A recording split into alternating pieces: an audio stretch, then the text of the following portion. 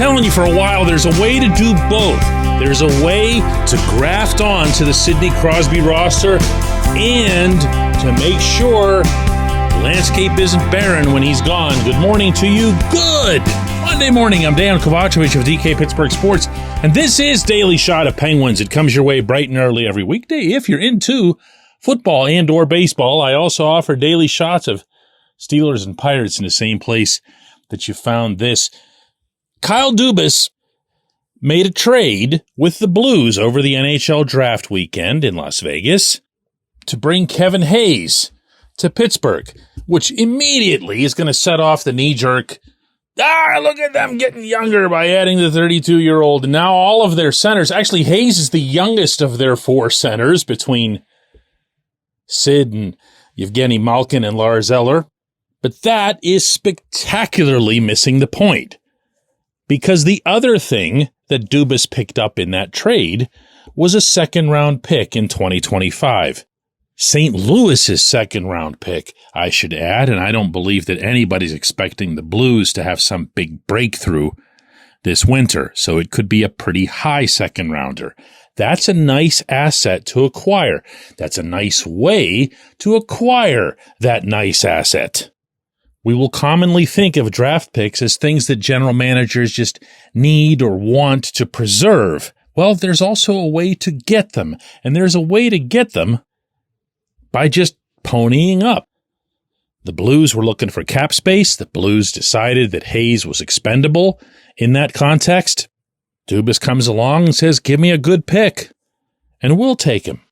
So they take him, they add somebody to the bottom six who's functional and everything else, who's not named Eller.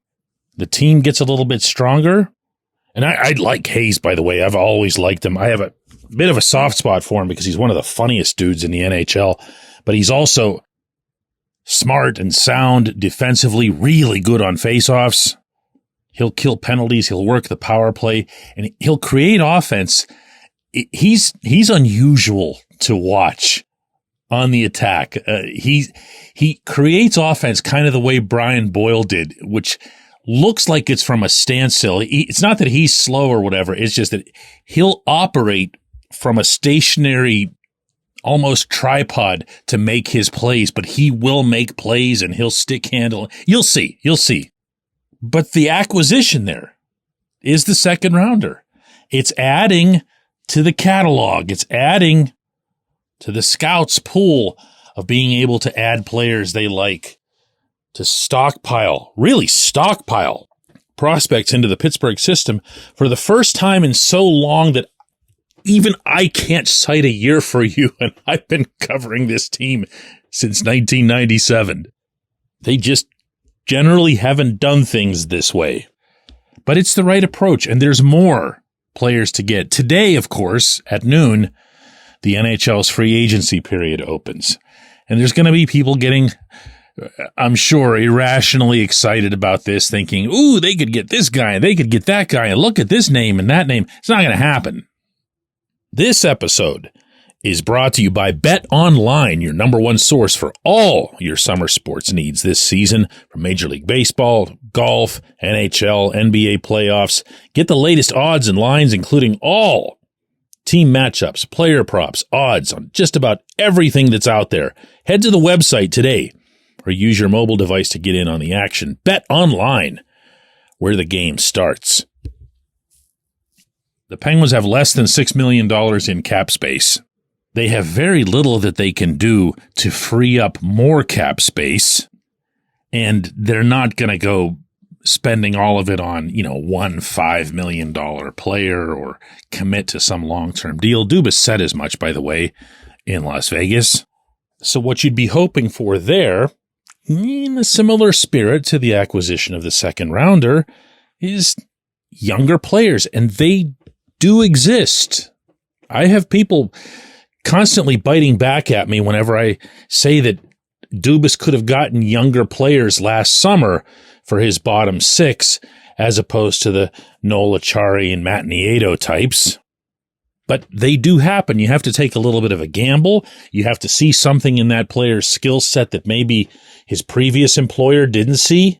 If that sounds like I'm talking about Eric Brandstrom, the lefty defenseman that the Senators have just basically let go, I kind of am, but he's not going to be alone. These guys are going to be out there. You have to get a little bit creative. You have to dig a little bit deeper. You can't be Ron Hextall about it. You got to do some work. And you bring in these types of players with quantity, reasonable quantity, understanding that you can't just collect contracts. There are limits to these things. But you say to yourself, all right, here's P.O. Joseph, who, by the way, the Penguins didn't qualify yesterday, but he still might end up signing in Pittsburgh. If he doesn't, you can go for a Brandstrom. If neither of them does, you go for somebody else. But you're kind of in that family there where you're relying to an extent on your scouting people, but also your development people and even your NHL level coaches to get the best out of these players, to make them better than they were wherever they'd just been. Once more with energy here, I like this. This feels to me like how I'm sure the Penguins feel about watching Drew O'Connor blossom into a top 6 forward, a bona fide top 6 forward. As a college free agent, never needed to be drafted. College free agents love the Penguins because they know the system is terrible. Go get some more of them. Keep telling them that the system is terrible, even when it isn't. Dubas said something at his session in Las Vegas that piqued my interest when in talking, and it wasn't very much, about Sid's extension negotiations and so forth.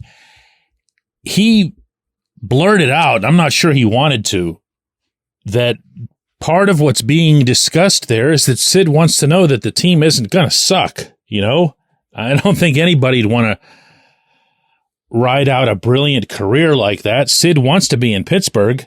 Sid wants to spend his entire career with the Penguins. I'm positive that he will.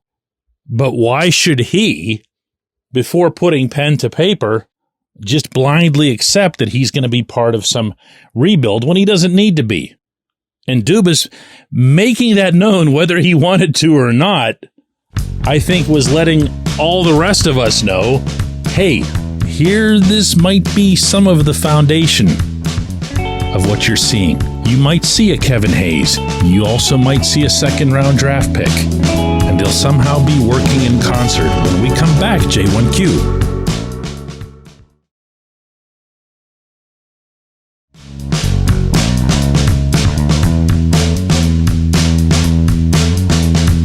Today's J1Q comes from Mark, who says, hey, DK, I've been thinking about the Stanley Cup Final and that Edmonton power play, how they would slowly pull the forwards down low, strangling the PK like a python. Is this the model that you see for the Penguins power play?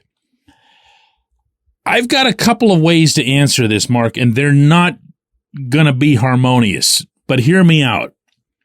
Yes, that's how I see the Penguins power play when it's been most effective over the past couple of years. They do what I've been referring to as collapsing, where instead of just seeing Sid way over here and Gino way out there and Brian Rust way over on the far boards and everybody's just going around the horn, all that perimeter puck movement. I see them at their best when they're just moving in tighter and tighter and tighter. The Oilers are the best at this, in large part because Leon Draisaitl is the best at this. Connor McDavid will do the dancing all over creation. Ryan Nugent-Hopkins will make sure that the left wall is taken care of, as well as any defending that needs to happen. He'll make really smart passes. You know by now, after watching those playoffs, what Evan Bouchard and Matthias Ekholm bring you at the points. But it's Draisaitl who makes it go because he's such a threat to shoot from even the most severe angle on the right side. Sid doesn't really see himself as that. He'll do it, but he's never been great at it. He doesn't have what I'd consider to be a great one-timer. And boy, is that not a criticism of Sid. You can't have literally everything. But that's when it would work. That's when it would click. If you recall, not this past season, but the previous season when Ricard Raquel joined the power play late, over the final 2 months, he had 10 power play goals. He was really making things happen from that left half wall. He was doing a lot of that. Phil Kessel used to do a lot of that, also from the left side. Now, this is why I just wasted my breath sharing all of that with you. David Quinn is going to be the power play coach. Mike Sullivan made that known at the draft in Las Vegas, and Sullivan went so far as to say out loud that Quinn is going to make us a stronger coaching staff. Not sure what that must have sounded like to Todd Reardon, the only departed member of the coaching staff since this past season, but Sullivan's the one who said it, not me. And with Quinn, I don't think you have to overthink this. Quinn was the head coach in San Jose when Erik Karlsson won the Norris Trophy for a last-place team by putting up 100-plus points, a lot of those with the man advantage.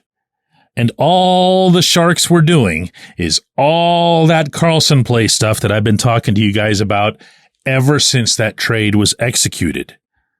It's get a bunch of dudes to the net, get the puck to 65, get ready. That's your power play. He'll find a way to get it through. He'll find a way to get it onto your blade, as long as your blade is presented. And from there, you're at the beach shooting into the ocean. That's it. That's the power play that Quinn ran with the Sharks. Now, is he going to be required to, delve a little deeper into that? Because he does have to get Sid and Gino and, who knows who else out of this group onto the first unit, because that's just how things are done. But it's going to be really, really interesting again for a second consecutive year to see how they enter training camp, to hear about what kind of conversations they've had, including with the players. You can't omit the players from this. The power play is not a normal thing. The power play is not an NFL offense where you can draw up X's and O's and say, you go here, you go there, and this is how the play is going to happen if everybody executes. No, way too many variables. I appreciate the question. I appreciate everybody listening to Daily Shot of Penguins. We're going to do another one of these tomorrow.